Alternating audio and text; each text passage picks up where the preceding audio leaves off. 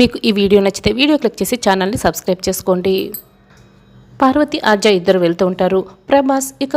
Prabhas friend Srikanth ఇద్దరు మందు తాగుతూ ఉంటారు. రే అక్కడ వస్తున్నది ఆద్యనే కదా అని అడుగుతూ ఉంటే, రే ఆద్య నీకు అంతలా మందెక్కిస్తుందంట్రా, అక్కడ వస్తున్నది ఆద్యనేరా అని శ్రీకాంత్ అంటాడు. పదరా వాళ్ళ సంగతి చెప్తాం అని, మా మందు విందు అయిపోయింది, ఇప్పుడు మీరు వచ్చారు అని ప్రభాస్ అంటారు. రే ఒళ్ళు దగ్గర పెట్టుకుని మాట్లాడరా, నేను ఎవరినో తెలుసా అని పార్వతి అంటుంది.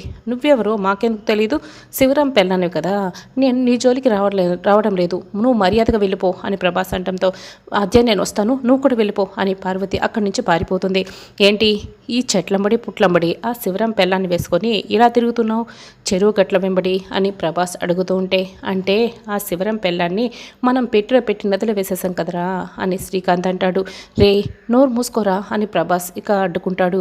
అయినా కూడా ఇదేం చేస్తుందిరా, మనమే కదరా ఆ పని చేసింది అని చెప్తూ ఉంటాడు. అంటే ఆ వెధవ పని చేసింది మీరే అన్నమాట, మీ సంగతి చెప్తాను అని ఆద్య అంటుంది. రే నోరు మూసుకోరా అని ప్రభాస్ అడ్డుకుంటాడు. రే ఇదేం చేస్తుందిరా, ఇది అయోధ్య లంకరా, ఇది మన ఊరురా అని చెప్తూ ఉంటే, ఇప్పుడే మీకు సంగతి చెప్తాను అని ఆద్య చెప్తుంది. రే ఇప్పుడు మందు విందు అయిపోయింది, దీని సంగతి చూద్దాం పదరా అని శ్రీకాంత్ అంటాడు. వాళ్ళు ఇద్దరు కూడా ఆద్యని ఇక బలవంతం చేయడానికి ప్రయత్నిస్తూ ఉంటారు. వాళ్ళిద్దరిని ఆద్య తోసేస్తుంది. అక్కడున్న కర్ర తీసుకుంటుంది. ఆద్య వాళ్ళిద్దరిని బాగా చితక్కొడుతుంది. వాళ్ళిద్దరూ కూడా కింద పడిపోతారు. ఆద్య అక్కడి నుంచి పరిగెట్టుకుని పారిపోతుంది. ఇక శౌర్య రామలక్ష్మి ఇద్దరు కూడా వ్రతం చేస్తూ ఉంటారు. రామలక్ష్మికి కళ్ళు తిరుగుతూ ఉంటాయి. ఏమైంది నాకు అని రామలక్ష్మి తలపట్టుకుంటుంది. రామలక్ష్మి ఇబ్బంది పడటం జానకి గమనిస్తుంది. రామ ఎందుకమ్మా ఇబ్బంది పడుతున్నావు, ఏమండి చూడండి రామ ఎందుకో ఇబ్బంది పడుతోంది అని జానకి చెప్తూ ఉంటుంది. అవును ఏమైందమ్మా రామ అని రఘురామ్ జానకి ఇద్దరు కూడా అడుగుతూ ఉంటారు. అమ్మా ఏమి లేదమ్మా, ఉదయం నుంచి ఉపవాసం ఉన్నాను కదా, అందుకే కాస్త కళ్ళు తిరుగుతున్నాయమ్మా అని చెప్తూ ఉంటుంది. అంతేనమ్మా ఇంకేం లేదమ్మా అని రామలక్ష్మి అంటుంది. చెమటలు పడుతున్నాయి కదమ్మా అంతేనా, ఉపవాసం వల్లేనా, సరేనమ్మా అని జానకి చెప్తుంది. ఉపవాసం ఉండటం వల్ల అంటండి అని జానకి అంటుంది. రామలక్ష్మికి మెల్లగా దగ్గొస్తుంది. కాస్త రక్తం కూడా బయట వస్తుంది. అయ్యో ఇలా రక్తం వస్తుంది ఏంటి నోట్లో నుంచి, స్వామి ఈ వ్రతం మధ్య నుంచి లేస్తే వ్రత ఫలితం తక్కదు, మళ్ళీ మేము శౌర్య సార్ నేను జన్మలకి ఎక్కడ దూరం అయిపోవాల్సి వస్తుందో అని నేను చావుని పంటి కింద బెగపెట్టి మరీ కూర్చున్నాను, ఎక్కడ నన్ను చావు ఆవహిస్తుందోనన్న భయంతో ఉంది నాకు, స్వామి ఈ వ్రతం పూర్తయ్యే వరకు నన్ను ప్రాణాలతో ఉండనివ్వు స్వామి అని రామలక్ష్మి ఇక భగవంతుని వేడుకుంటుంది. శౌర్య సార్ ఇంకా ఎంతసేపు సార్ ఈ వ్రతం అని అడుగుతూ ఉంటే, ఏమైంది రామా ఏదైనా ప్రాబ్లమా అని శౌర్య అడుగుతూ ఉంటాడు. అబ్బాయి ఏం లేదు సార్ అని రామలక్ష్మి ఇక ఏమి చెప్పదు. అమ్మ హారతి తీసుకోండి, అందరూ లేచి నిలబడండి, ఇక వ్రతం పూర్తయింది అని పంతులు గారు హారతి ఇస్తూ ఉంటారు.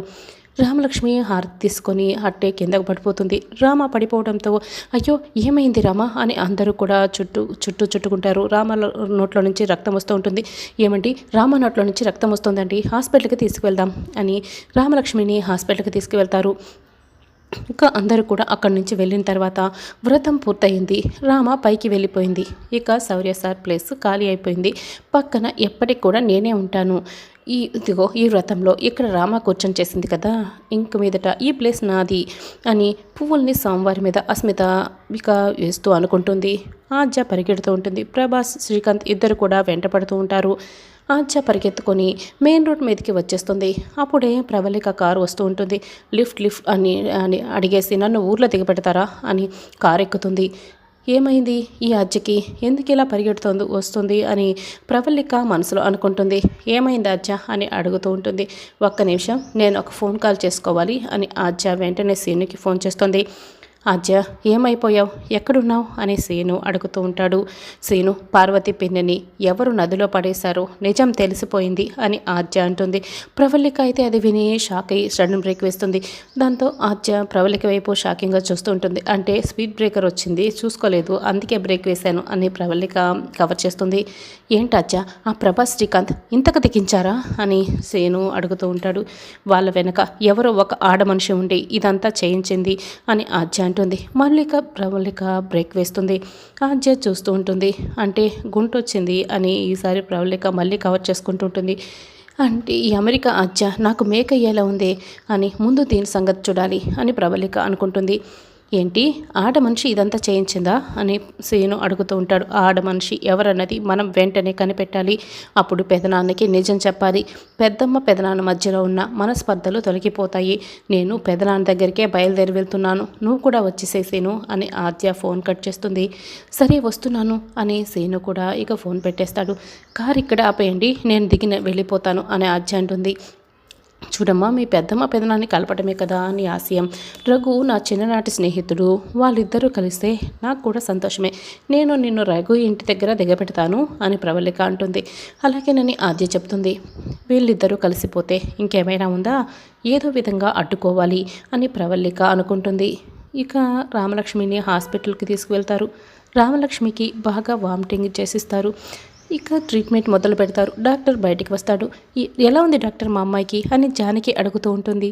మీరు చాలా ఆలస్యంగా తీసుకొచ్చారు, చాలా కష్టం మీద అమ్మాయి ప్రాణాలు కాపాడగలిగాము అని, she is out of danger అని డాక్టర్ అంటాడు. అస్మిత ఇదంతా చూస్తూ ఏంటిది, పైకి వెళ్ళిపోతుంది అనుకుంటే పైకి పోలేదే, ప్రాణాలతో బయటపడిపోయిందా అని చాలా బాధపడుతూ ఉంటుంది. అస్మిత అటు ఇటు తిరుగుతూ తెగ కంగారు పడుతూ ఉంటుంది.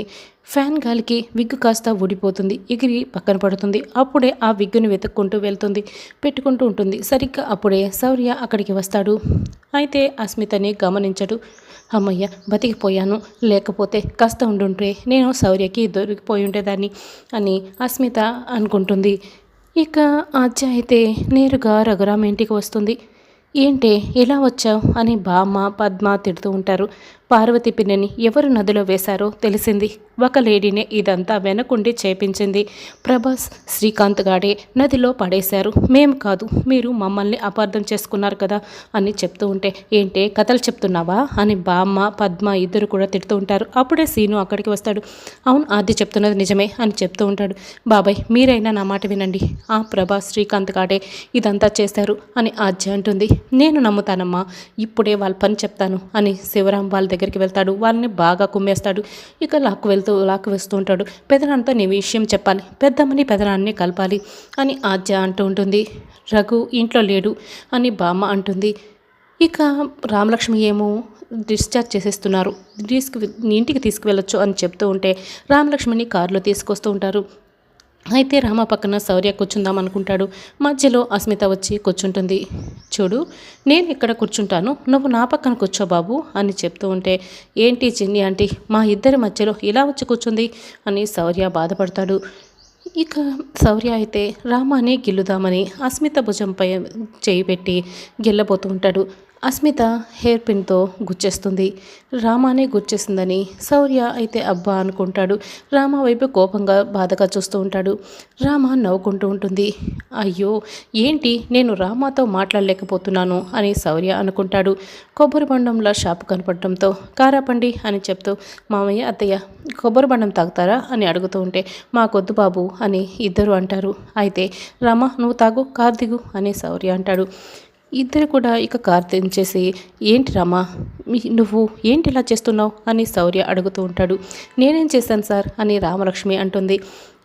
నేను నీ భుజంపై చేయి వేస్తూ ఉంటే నువ్వు హెయిర్ పిన్తో నన్ను గుచ్చలేదా, చూడు చెయ్యి ఎలా కందిపోయిందో అని శౌర్య చూపిస్తూ ఉంటే, అయ్యో నేను చేయలేదే, ఏంటి ఇంత ఎర్రగా కందిపోయిందే, నిజం చెప్తున్నా శౌర్య సార్, నేను ఇదంతా చేయలేదు అని మీకు నొప్పిగా ఉందా అని రామలక్ష్మి అడుగుతూ శౌర్య చేతికి ముద్దు పెడుతూ ఉంటుంది.